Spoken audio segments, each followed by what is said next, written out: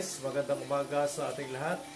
Muli, narito na naman ang kasama ninyo sa kusina, si Brother Armamento ng Ramstyle TV.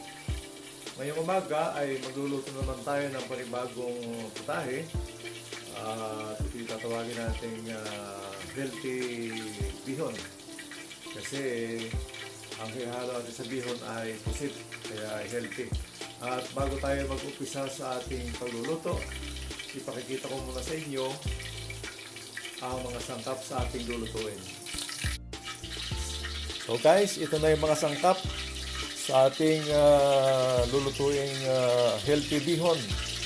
Yan o. May tayong bihon, pusit, carrots, meron tayong sibuyas bawang, paminta, seasoning, repolyo, meron tayo itong toyo, asukal at saka suka. Bakit may suka? Kasi inaadobo ko muna ang pusit bago ko tiplahin siya na pang pansit. So, kaya guys, ito na yung mga sangkap sa lulutuin nating healthy pansit na may pusit.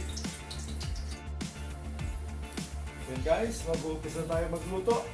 Ang mantika ay nilagay ko na dito sa ating kawali at aking pinainit na para pagkatapos ng introduction ay pwede tayo mag-umpisa. Pre, unang ilalagay natin ay bawang. Yan. Bawang. At ito na nilagay ng bawang ay brown.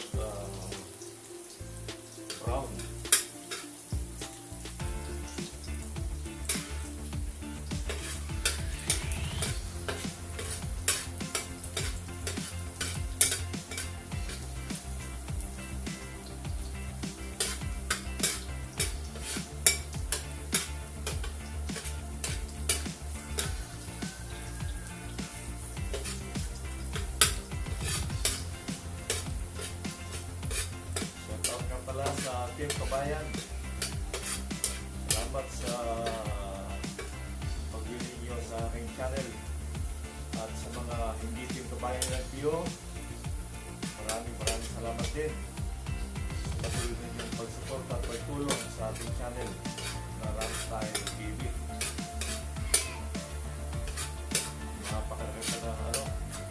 Napakalaki pa ng ating ulit kasi dapat magkaroon tayo ng at least 1,000 subscribers,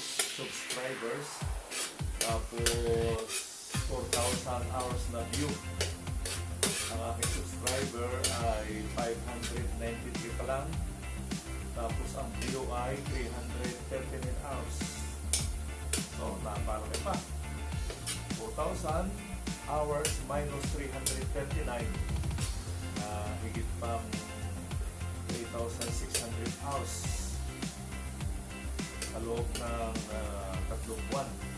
Pero sige lang na, hindi ako nawawala ng pag-asa kasi nandiyan kayo na susuporta. So, golden brown na ang bawang, kaya ilalagay natin ang sibuyas.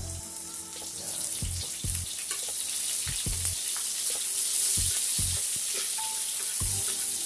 Nandiyan kayo na susuporta at may papadala ang Diyos para sumuporta sa ating channel. Meron sa mga taong mababait na hihipuin para mag-view ng ating mga vlog at mag-like at saka mag-subscribe sa ating channel. Ngayon pa lang, pinapasalamatan ko na kayo lahat at alam ko na kayo ay pagpapalain din ng Panginoon sa ginagawa niyong pagsuporta sa aking channel. So, clear na ang sibuyas. Ibig sabihin, ilalagay na natin ang pusit. Hindi ko na inalis ang tinta ng pusit para magkaroon ng kakaibang kulay itong ating lulutuin pansit na may pusit. Healthy pansit na may pusit.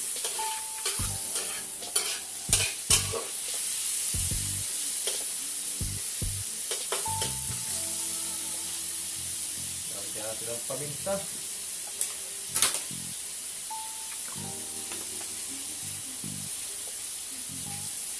Pansit, masarap ang medyo may rami ng paminta.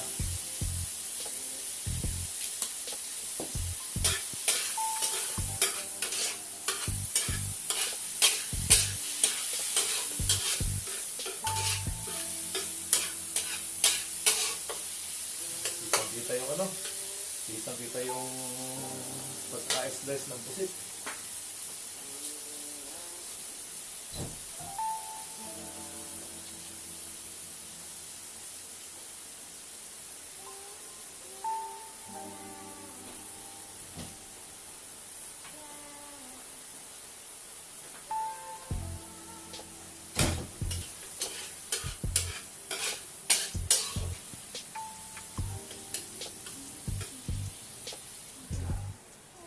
Natin para madali siyang maluto.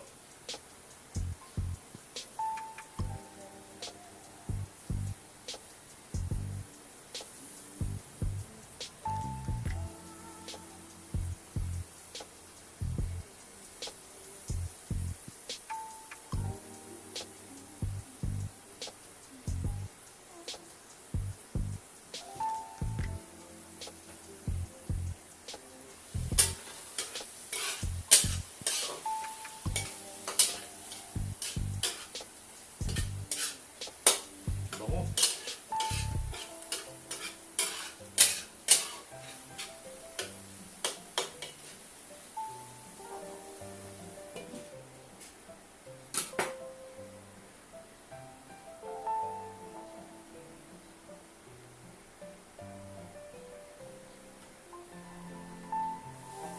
So, lalagay na natin ang toyo.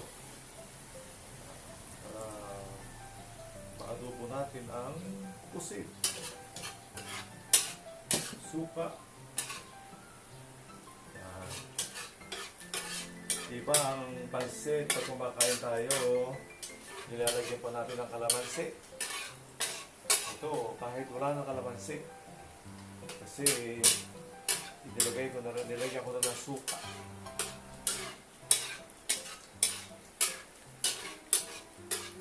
Mas masarap kapag may suka na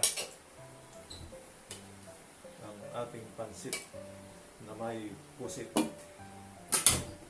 Pansit na may adobong pusit.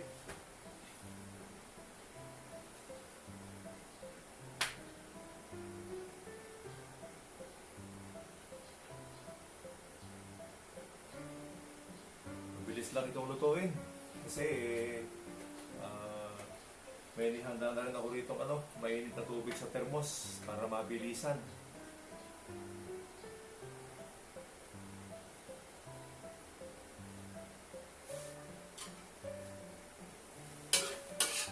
Lagyan natin asukal.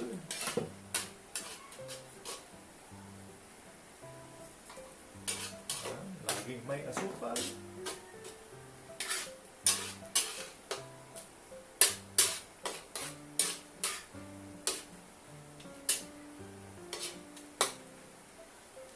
Natin para maluto kasi madaling maluto itong pusit na to.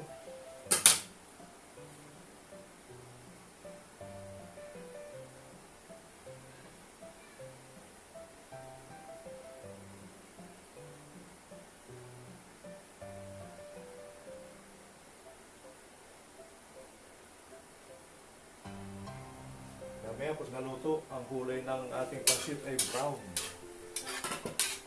Buwan ng pusit. Ilalagay natin ang carrots.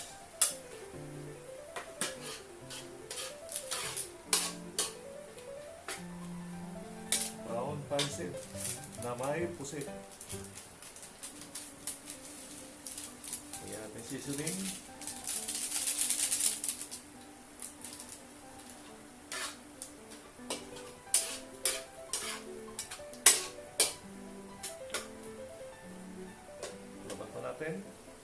Ilang minutes.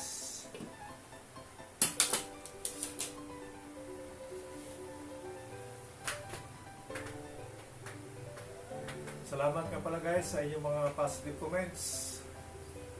Talagang ako'y natutuwa at sa mga nag-comments ay nagustuhan ninyo aking mga video ang niluluto. Kasi talagang masasarap talaga ang mga pagkain Pinoy.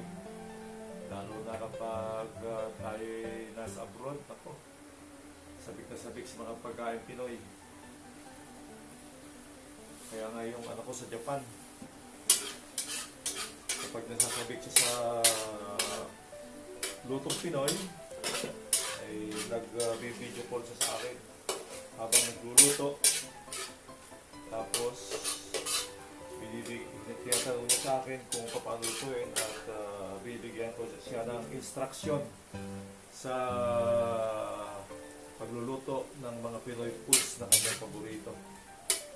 Kaya na hanggang ngayon ay pagkakaroon pa rin ginagawa niya.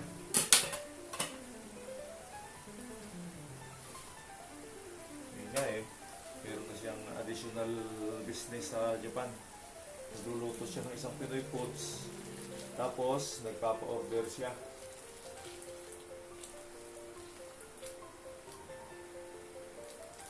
Sa mga Pinoy din na nasa Japan. Tapos meron ding mga Hapon na umorder ng kanyang Pinoy foods na niluluto. Order siya online.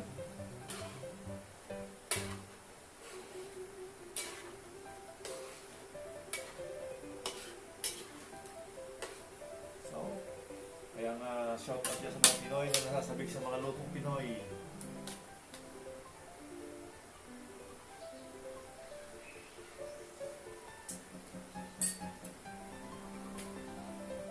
Ayos na lasa. Parang kulang pa ng paminta.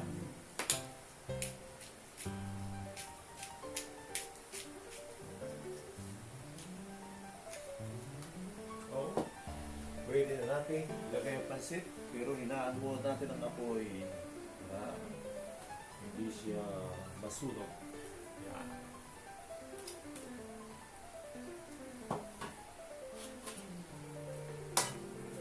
Yan lang yan. Ang ginamit nga pala natin sutanghon. Tapos lagyan na rin natin ang repolyo.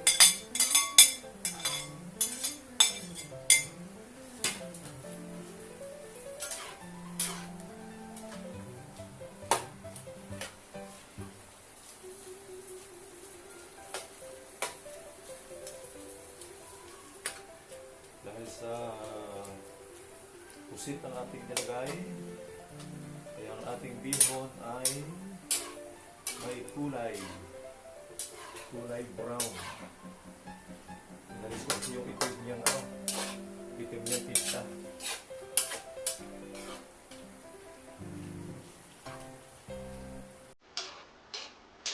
Lapit na maluto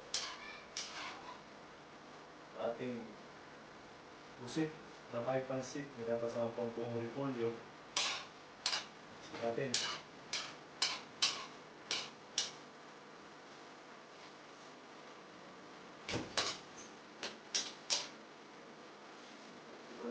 ang apoy. Tignan natin. Tingin niya parang madami ang sabaw, pero maya ay higupin niya ng ating sutanghon. Kasi sutanghon ay magaling higupin ang sabaw.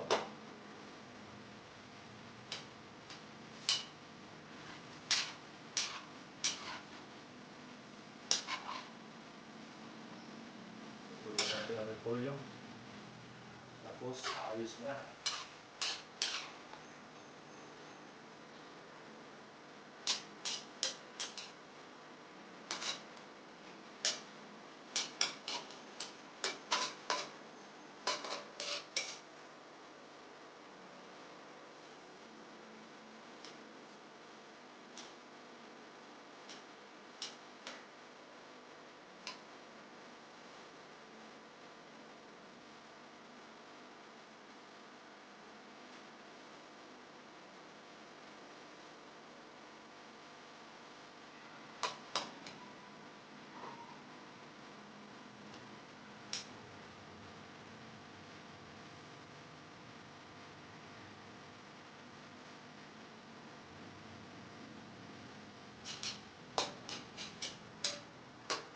Guys, okay na.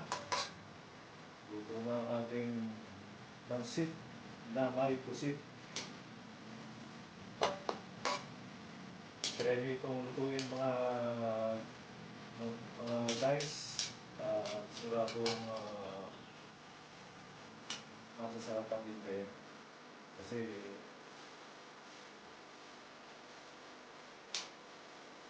pag ako na itong try, masarap. Healthy na, masarap pa. Yan guys, ang ating finished product ng ating pansit na may pusit. Ano?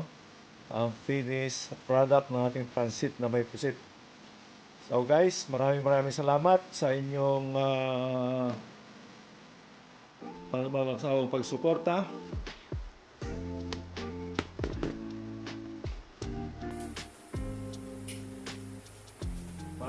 Maraming salamat sa inyong walang sawang pagsuporta. At sa mga hindi pa nakapag-subscribe, sana naman ay mag-subscribe na rin kayo. Pindutin nyo na rin ang bell para mag-notify sa inyo kada may bagong upload akong video. Salamat din sa pag-like at i-share nyo na rin sa inyong mga kaibigan para kung kulang pa sila sa kalaman, maragdagan ang kanilang kalaman sa ating pagluluto. Maraming salamat at nawa ang Panginoon ay lagi tayong ingatan, gabayan, proteksyonan, bigyan ng pangailangan tayo at sumunod sa samayan kahit saan ba sila naroon na magdako ng sa limutan. Maraming salamat at magandang umaga sa inyong lahat. Muli po, Brother Ramon Armamento ng Ramstyle TV. Maraming salamat po.